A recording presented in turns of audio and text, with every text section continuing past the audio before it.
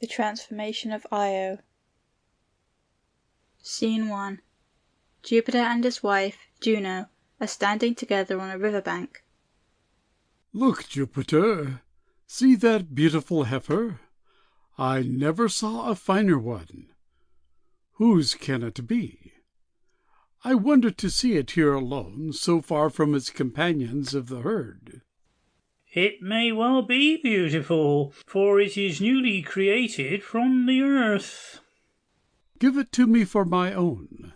I will take excellent care of it, and keep it always fresh and fair. It would be a pity that so fine an animal should be yoked to the plough. It is yours. Do with it as you please. It shall roam at will in a fertile meadow full of juicy grass and springing flowers. And to be sure that no harm comes to it, I will call Argus with his 100 eyes to be its keeper. He is an excellent guardian. When he goes to sleep, only 2 eyes are closed, and he can watch with all the others. Choose your pasturing keeper as you will. The heifer is yours. I thank you truly for the gift. Scene 2. Mount Olympus. Jupiter sends Mercury to put Argus to death. Know, O Mercury, that I lately changed Io, daughter of the river god Inachus, into a heifer, to protect her from the enmity of Juno, for Juno is ever jealous and miserable if I speak to another being besides herself. She has set Argus, the 100-eyed, to guard the beautiful heifer. Argus watches Io as she feeds through the day, and at night keeps her prisoner with a vile rope around her neck. She is unhappy. One day her father and sisters came near. She went to them and suffered them to touch her, and heard them admire her beauty. She longed to make herself known to them, but voice and words were wanting. I can but pity the maiden. Listen. Her father reached her a tuft of grass, and she licked the outstretched hand. At length she bethought herself of writing, and traced her name, it was a short one, on the sand with her hoof. Inachus read the name, and discovering that his lost daughter was hidden under this disguise, clasped her white neck, saying to her, Alas, my daughter, it would have been a less grief to lose you altogether. While her father thus spoke, Argus, observing, came and drove her away, and took his seat on a rock, from which he could see in every direction. So the hateful keeper watches continually.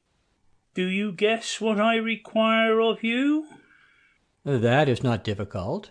You wish the 100 eyes to be closed forever. Your nimble wit could have guessed a harder riddle than that. Go on your errand at once. I will take my sleep-producing wand, and, laying aside my winged sandals and cap, will present myself to Argus as a simple shepherd. I will play upon my pipes, and perhaps Argus will fall asleep before I have done. Success shall be yours. Scene 3.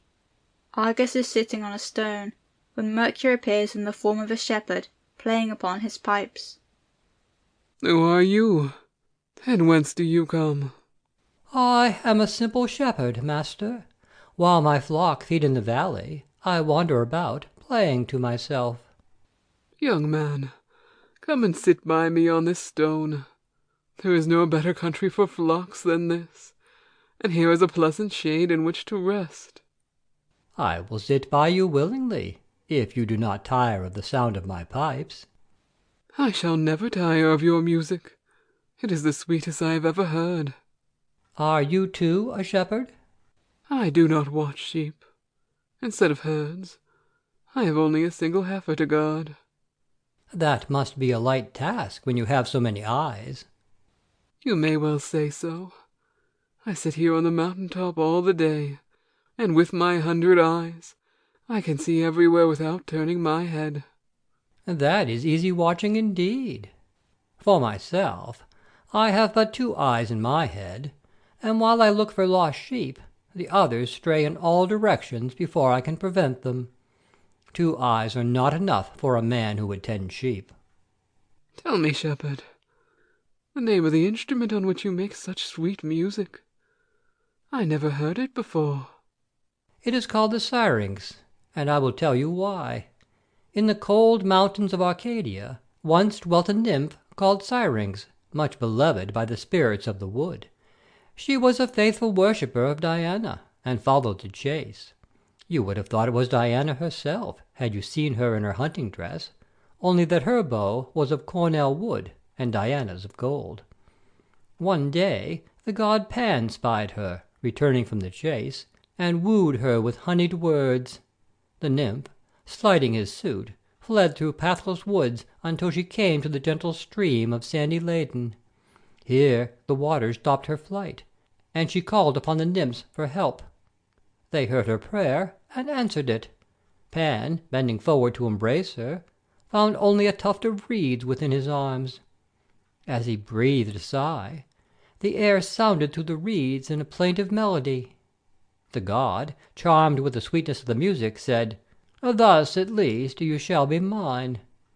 Then he took some of the reeds, of unequal lengths, and placing them side by side, made an instrument which he called the syrinx in honor of the nymph. Is it not a pretty tale, Argus? He does not answer. The 100 eyes are all asleep. Now is the time to fulfill Jupiter's command. Scene 4. Mount Olympus. Juno, incensed at the death of Argus, has persecuted Io until now Jupiter pleads for her. Forget now, O Juno, your wrath against Io, daughter of Inachus. Long has she suffered at your hands. And justly she has suffered. For her, Argus, my faithful keeper, was slain, his 100 eyes closed in darkness, for ever by your command. Argus is honoured in death. True, his 100 eyes shine forth in the proud beauty of my peacock, preserved by my careful hand. Yet the beauty of the bird's plumes cannot bring Argus back to life. Then your wakeful vengeance sent the gadfly to torment Io, and she fled from it over the whole world. She went through that sea, which shall henceforth be called for her the Ionian Sea, and through the Bosphorus the Cow Ford. By these names the fate of Io shall live in the memory of man. On through Scythia she went, and came at last to the banks of the Nile. I pity not her wanderings.